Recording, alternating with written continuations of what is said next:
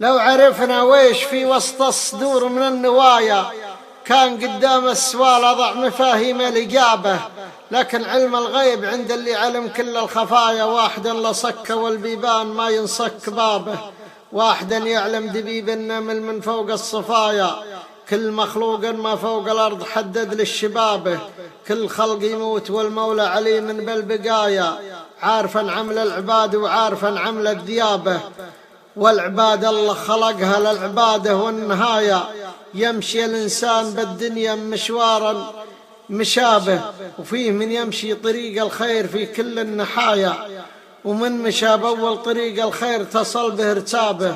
وفيه من يمشي طريق الشر مع كل الزوايا، يمتطيه إبليس يلعب به مثل لعب الربابة، وفيه من بعض النفوس اللي يتحمل بالقضايا، والدليل الظلم مع بعض العرب قام يتشابه، وفيه من بعض الرجال معمره زين البنايا، يزرعون الطيب زرع الحب قلوب القرابة.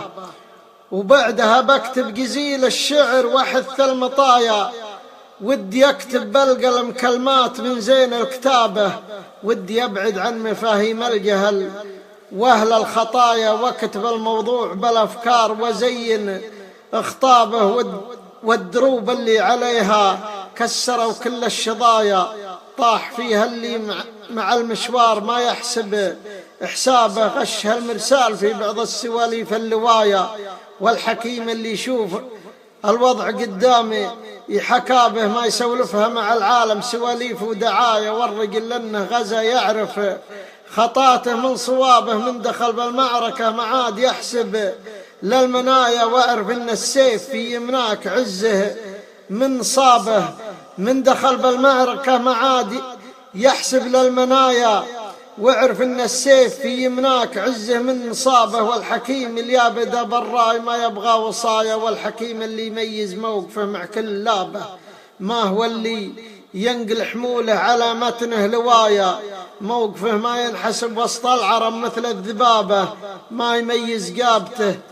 باني حياته بالدعاية، كل ما هبت هبوب الريح تلعب فيه ثيابه، ولا وضعت السر من تحت المهاديف الحنايا، تضمنه من كل هالراجن يسوي به دعابه، وان عطيت السر مع بعض العرب ربوح بثايا، مثل هتان المطر لقام ينزل من سحابه.